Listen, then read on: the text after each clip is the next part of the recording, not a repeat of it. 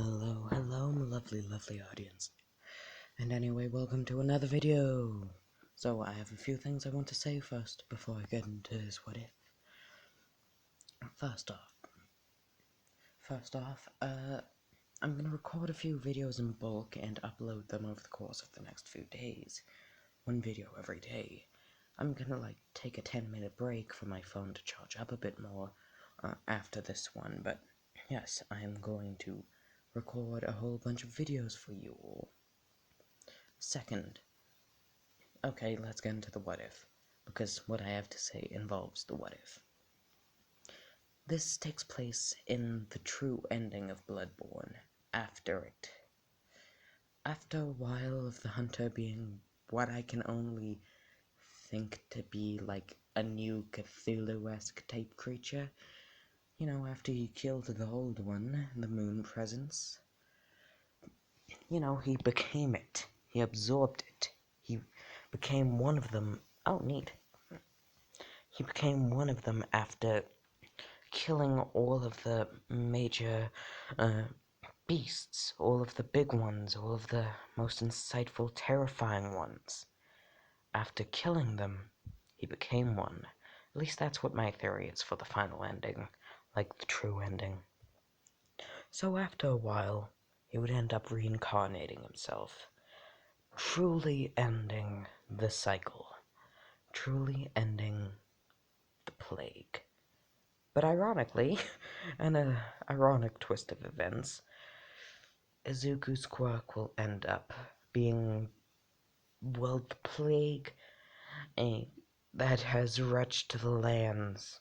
It's both sides of the coin, in case you're wondering what the plague is.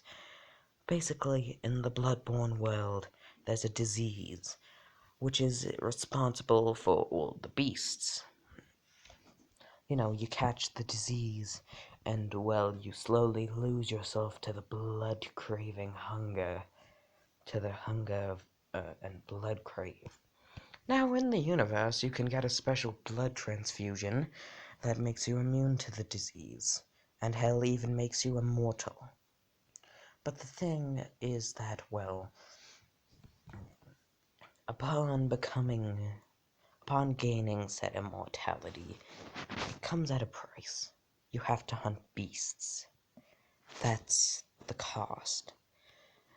You hunt beasts. So, Deku would be asleep on the day of his 4th birthday, and he would feel himself slip into a dream. But this dream was different. When he wakes up, he's not in his house anymore.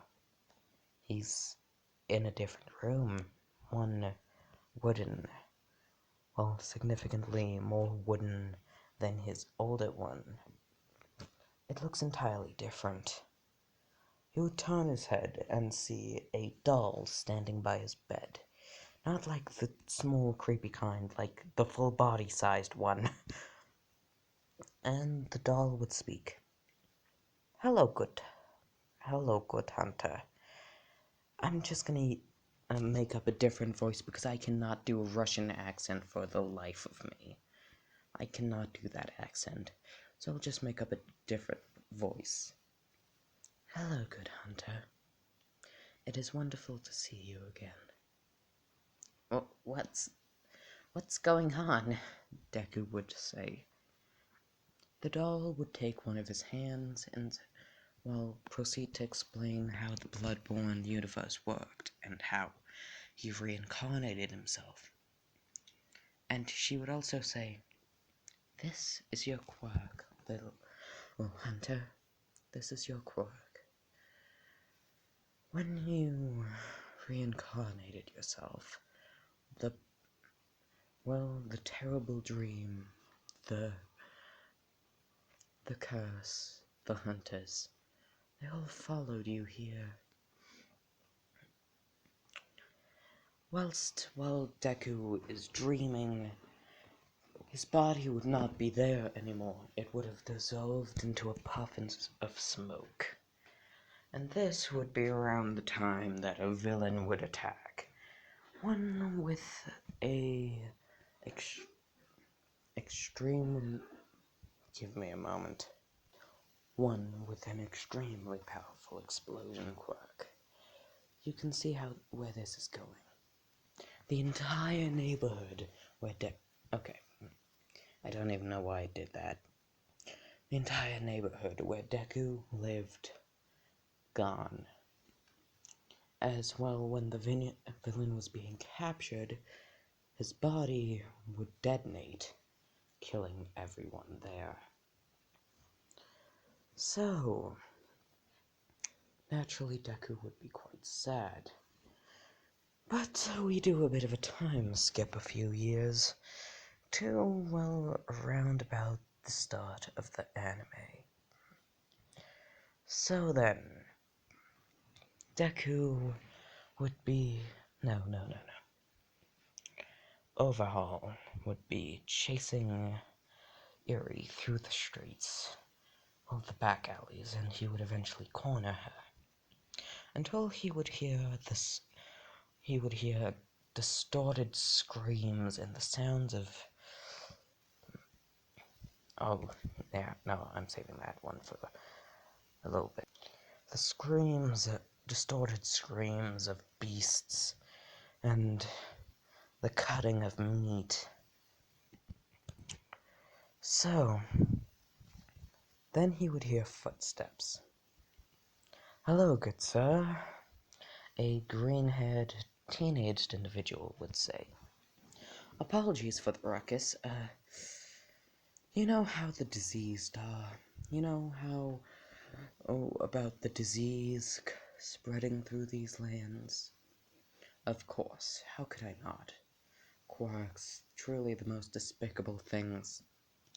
"Oh," Deku would say, "Oh, no, I'm not talking about that. That's a lot less of an issue than the current one." "What do you mean, the current one?" Overhaul would respond with. "Oh, you don't know? About the terrible disease turning men into wailing beasts. I have evidence. I just dispatched a few dogs that came down with the disease, killed their owners in a blood-fueled rage." Oh, the blood.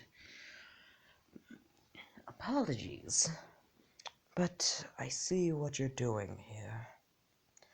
Now then," Deku would take out, a weapon that would look like the combination of a sword and a handsaw, and also a cane. Overhaul would look at him and say, "You really think those puny little weapons could hurt me? Cute. But I will make your death quick." Before Overhaul could finish his sentence, the cane would break apart into a whip, and it would come flying at him and cut off both of his arms. Deku would say, "Oh, you thought this was a cane, didn't you? Now it's a whip. Also a sword, quite useful. Anyway, I know who you are, Kirishima. Or Kai, I don't know for the life of me how it's pronounced. I hear it pronounced both ways. So I'll just go with Kai. Kirishima. I know, who you are. I know how your quirk works, and I know how destructive you can be. But without any of your arms, you're about as useless as a rock on the ground. Now then, I want to see if you're more man than beast." He would say, doing a cool whip thing with his hand axe, and, it would go from, a fancy hand axe to a sword fused with a hand axe. Yeah, that's the main gimmick of Bloodborne. Your weapons have two modes, typically. There's hand axe? No, like more like hand saw. There's the handsaw mode on the handsaw, and then there's the handsaw sword on the handsaw. But Deku would walk slowly up to, well, would slowly walk up to Overhaul with the moon behind him, a pale red. The same color as pale blood, actually. Well, as if blood was pale. Fun fact, one of the main story points in Bloodborne is actually pale blood. And turns out the whole search for the pale blood thing is actually search for the blood moon that is the same color as blood if it was pale. And what follows behind that? This handsome fellow, right here. Cat, Overhaul would see this, the thing by the moon, just floating there, as Deku would get closer and closer and disappear. This thing would begin to descend. Overhaul would begin screaming and panicking, yelling that there's a monster, but Eri would not see anything. All she would see is the guy, that green-haired boy, standing over that bad man, standing over Overhaul, and him screaming. Overhaul would continue to scream in fear as he would get brutally cut in half, not by Deku, but by a set of claws that look like they're invisible. Invisible claws ripping through the ground and tearing out Overhaul's guts, killing him, but not before he's able to look and stare at his own internal remains, and then dies. I really wish Cthulhu was at the end of the gun. You know, this guy's pointing the gun at the Cthulhu. Then it would truly be Bloodborne in a nutshell. But anyway, Eri would be confused and a little bit scared when Izuku would look up from Overhaul's corpse and walk towards her. He would kneel down and say, Hey, you don't have to be afraid of me. I'm not gonna hurt you. Eri would respond with, but I'm one of those beast things you were talking about. Look at my horn. Don't kill me, please. Deku would just pat her on the head and say, Don't worry, you're not a beast. Neither was that asshole over there. I just wanted him to be afraid in his last moments. But trust me, you're not what I'm hunting. Hey, do you want to... He would reach out his hand and, well, a flame would emit, forming a contract. If you want to not ever become one of those beasts I was talking about, you could always sign this. Now, look, duty is not required until you reach at least 16, but for the time being, I know someone who could help spar you. You know, get your hunting game up, and maybe one day I could take you on a hunt. Her eyes would go from afraid to a little bit hopeful. So I could be... So, what then? She would be confused but a bit hopeful about this whole hunter thing. Deku would respond with, Oh, us hunters hunt beasts, like I said. We help people whether they want it or not. So, are you in? Do you want to help people?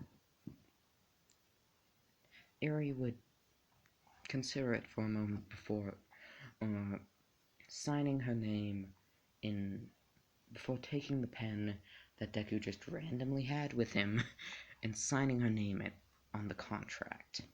The contract would burn, and Deku would get up and say, "The contract has been signed. I hope to see you again, Lady Eerie." And he would do a little bow. She would smile a bit and giggle a little bit. Anyway, you know how the hunt goes. I have to continue killing. Tomorrow night, once you fall asleep, you'll meet the person I was talking about. Oh, and may the good blood be with you. He would say before walking into the fog of the night, and then Eerie would hear, and then just disappearing. He would pull a dad, a milkman. He would go get the milk. Figuratively, he didn't actually go get the milk. He more so just disappeared. He pulled a Houdini. I don't even think they found him. Anyway,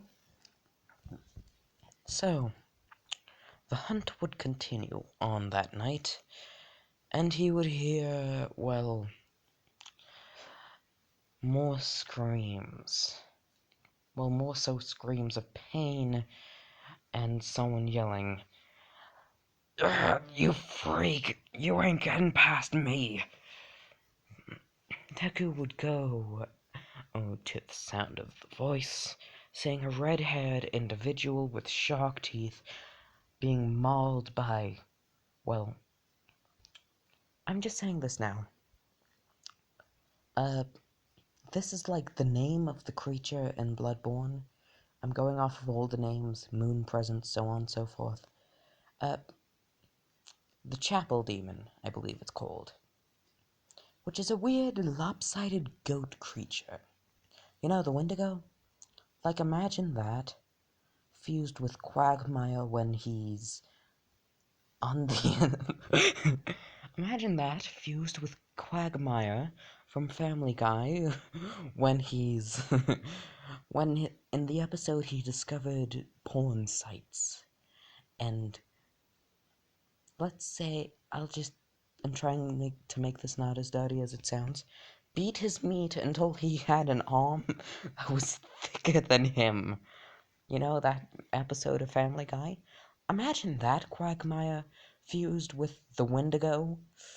Yeah, that's what's currently attacking in Kirishima, and it's the size of a building. Like the size of a small building. Not like an apartment complex, more like an apartment. More like 3 apartments. Yeah. That.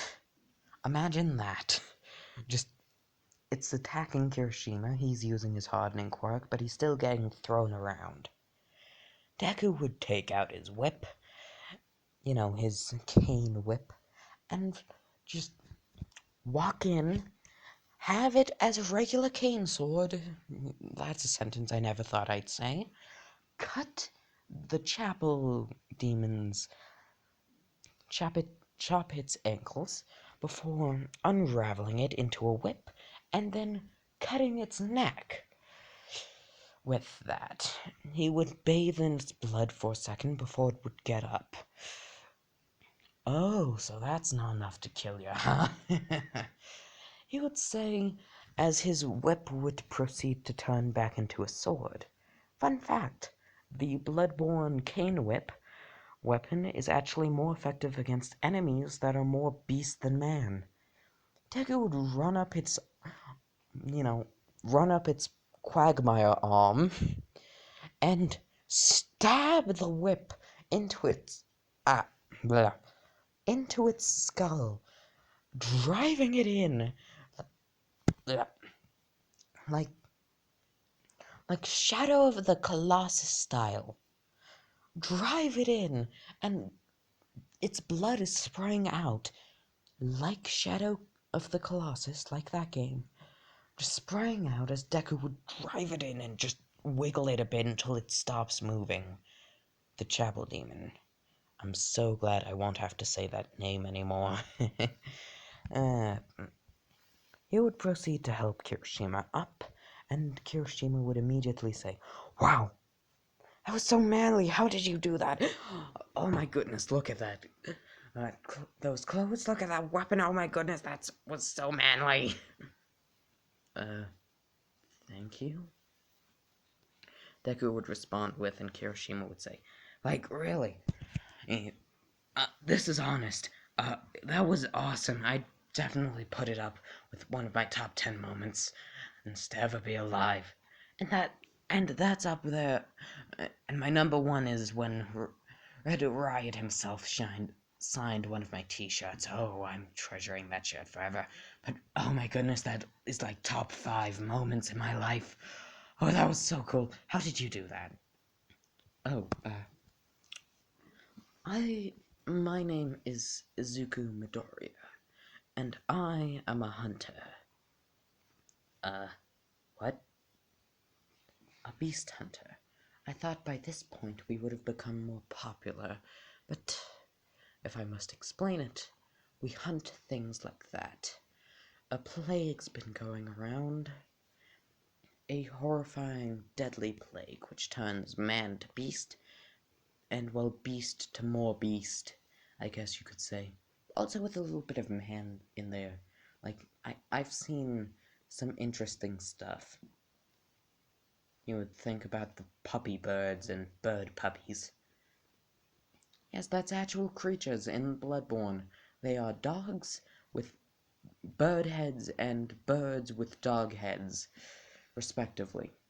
The puppy birds are dogs with birds with dog heads. The bird puppies are dogs with bird heads. These are actual things. Yeah, I have seen quite the interesting beast in my time. Want to join? It'll give you immunity to the plague, and all you have to do is hunt beasts. Would I ever? That was so awesome, and if I can get as strong as you, then I'll definitely be able to help people just like my hero, Red Riot. Have I been talking about Red Riot too much? No, you have not. That guy's, honestly, in my opinion, a pretty cool hero. I know, right? Where do I sign?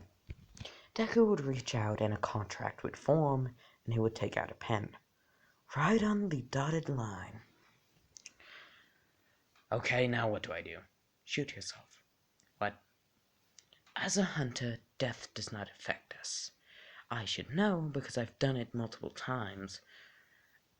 And in order for you to get your first weapon, you either have to wait until you fall asleep tomorrow night or you shoot yourself. Give me a gun.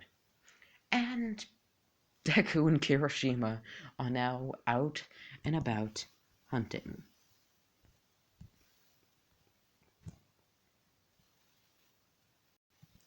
Good grief, Bloodborne fan art is so cool.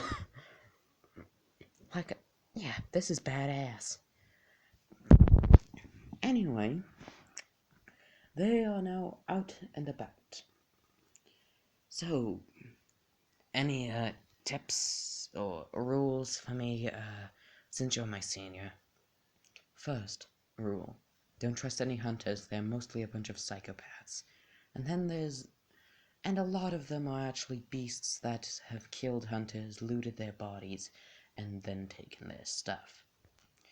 Didn't you say death doesn't affect us? Hell, I shot myself and my body just turned to dust. Yeah, but our clothes end up being left behind some of the time. Well, not all of the time, but some of it. Oh, shit.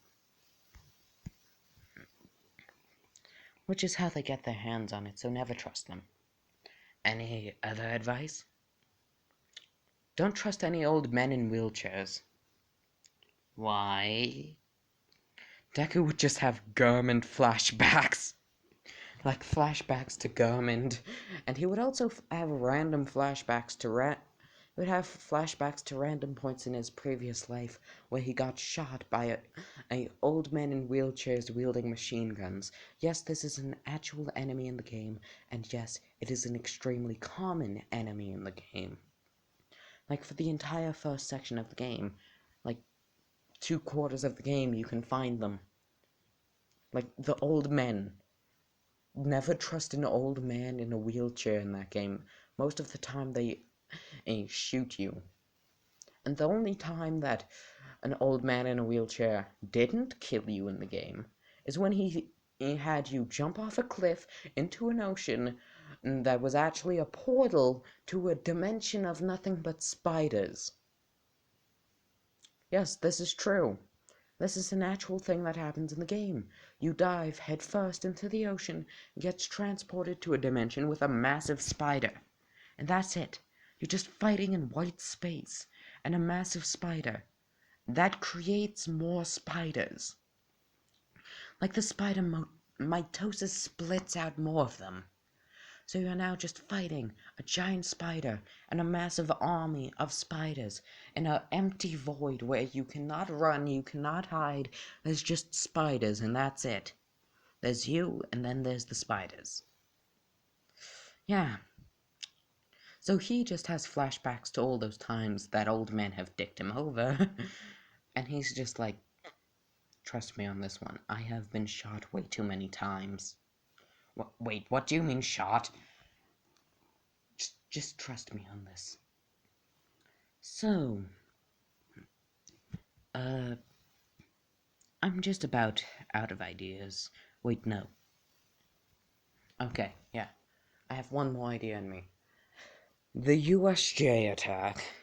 Deku would not have enrolled in, well, UA because of his full-time job as a hunter.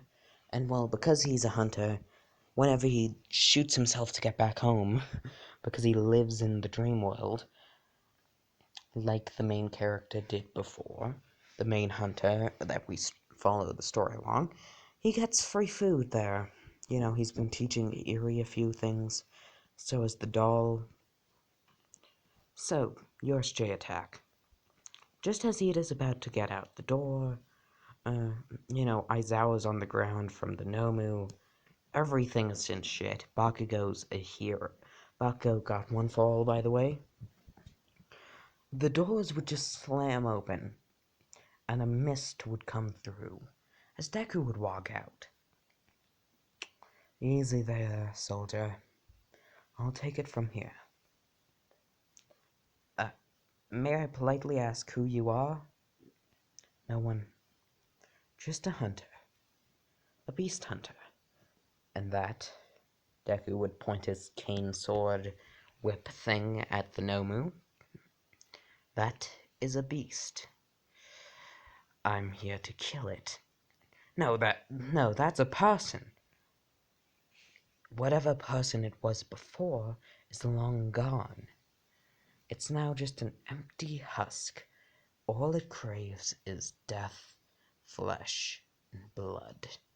You would say unravel his whip, his cane becoming a whip, and him just walking down the stairs, slowly and badass, as the mist seems to be following him. Like the mist from outside seems to be following him. Ida's like, oh, huh. I think that's his quirk.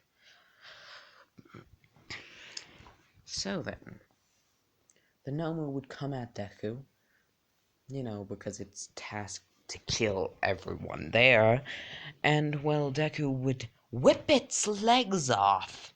Literally. Oh, come on, beast. You can't be that easy to kill. The Nomu would regenerate its legs and go in for a swing, Deku dodging and shooting it with with a gun. Well, a flintlock pistol that's actually some kind of shotgun. Yes, this is also a weapon in the game. Knocking the Nomu back a bit. That's the spirit, beast. Come at me. They would begin getting into a duel. Kirishima would have just arrived to the scene and being like, and he would yell, "Woo-hoo, that's my hunting bro." He would say quite proudly, Bakugo would say, "What the hell is a hunter?" Me and him. Like, we're the only ones we can really trust in the hunter business. Most others try and kill us. Also, I've learned why I should never trust old men in wheelchairs. Where do they even get those guns from? Bakugo would just look at Kirishima confusedly, like, what? Oh, I was talking about this on the bus. How did you not hear me? I'll enlighten you with the rest of my hunter stories. I'll re-enlighten you with my hunter stories when we come back home. When we get back to UA. I'm pretty sure no one was paying attention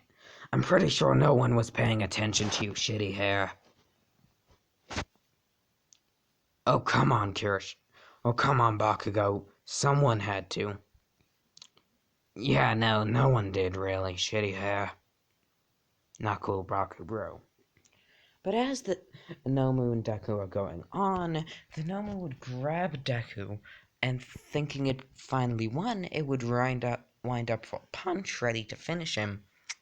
And Deku's cane whip would piece itself back together until it pierced through his skull. Really, Beast, you really didn't think that your weak spot would be so unendingly obvious? You would say, drilling the cane whip deeper into its skull and spinning it around, doing the shadow, moving it around, wiggling it so that more blood and gore comes out, as the Nomu would fall over. Okay, what? Gary, what the fuck? I don't even know how to respond to that. You know what? I'm gonna kill that asshole all on my own. That was supposed to kill All Might, dipshit. Who the hell are you? I am but a hunter. A simple beast hunter.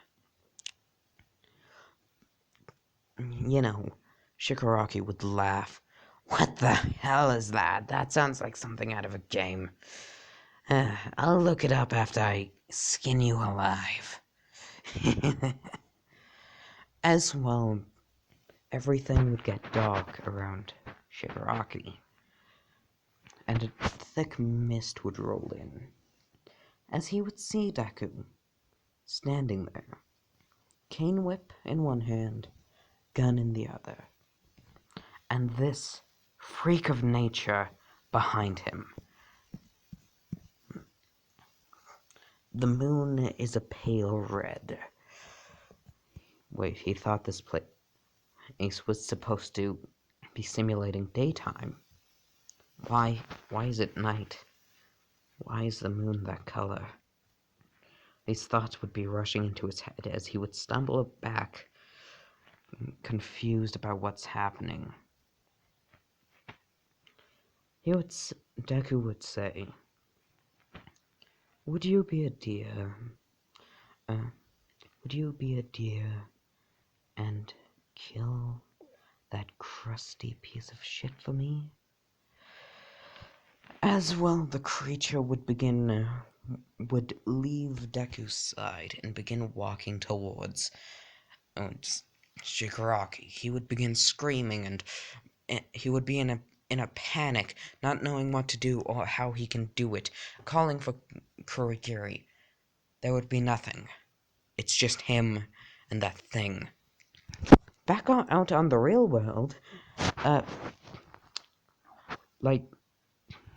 Kurogiri would just be standing there, confused, looking at Shigaraki, not knowing why he's acting like this. Kurogiri, please, help me, get me away from that thing. He would hear nothing. Kurogiri would decide to try and get, Shigaraki out, but as soon as his mist would go out of him, it would be blown away instantly. Someone or something doesn't want him to save Shigaraki.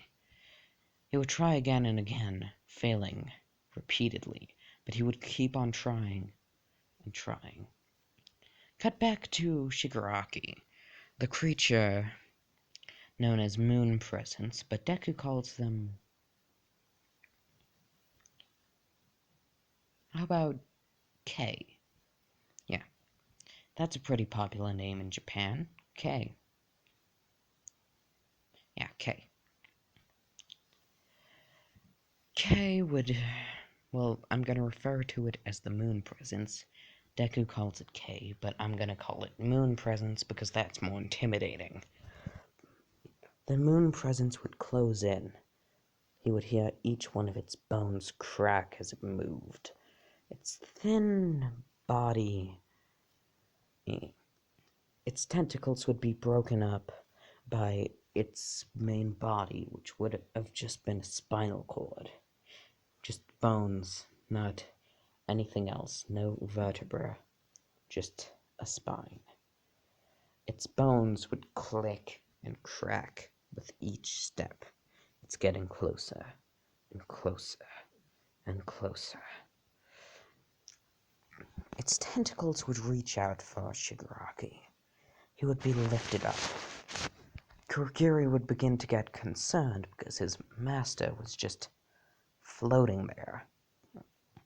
As the tentacles would wrap around tighter and tighter, restricting his movement and crushing his insides, as snap, as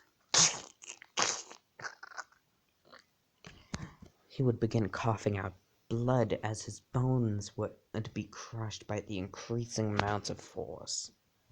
Deku would say, "That's enough, Kay. He's not a beast yet, and it would tarnish our reputation as beast hunters to kill a man. Besides, his fate's already been sealed. We should go."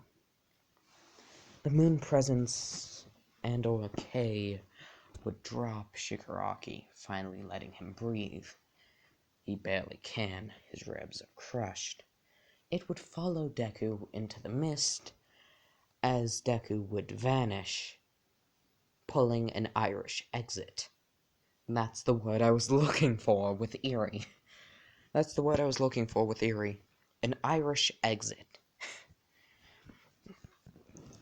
Confusing everyone except for Kirishima. Huh. I didn't know he wanted to pull out K this soon. Neat. Who the fuck is K? Oh, Bakubro, just don't worry about it. It's a hunter's secret. I still don't know what the fuck a hunter is.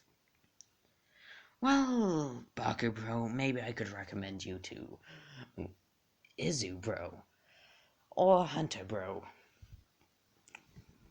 You know, I could recommend you to Izubro as another hunter, but it could take some convincing, considering your temper. But what the fuck just happened? Who the fuck is K? What happened to that villain?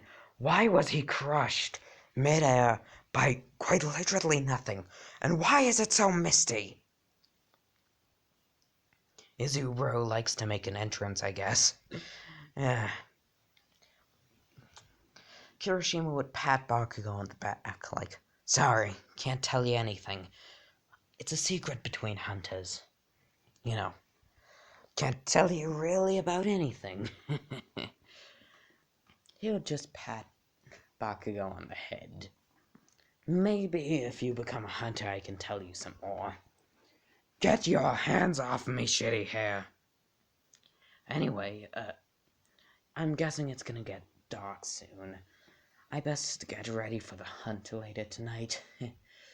I hear it's gonna be a blood moon tonight. Oh, that's when I hear from Izubro that that's when the beasts are most active. And they're most deadly. See ya. I'll see you in the bus. Bye. He would say, walking over to... Kirishima would say, walking over to where Aizawa is on the ground still, and pick him up, and bring him over to the bus. Anyway, my lovely, lovely audience, I'm ending this what if off here. Goodbye, my lovely, lovely audience, and bye-bye.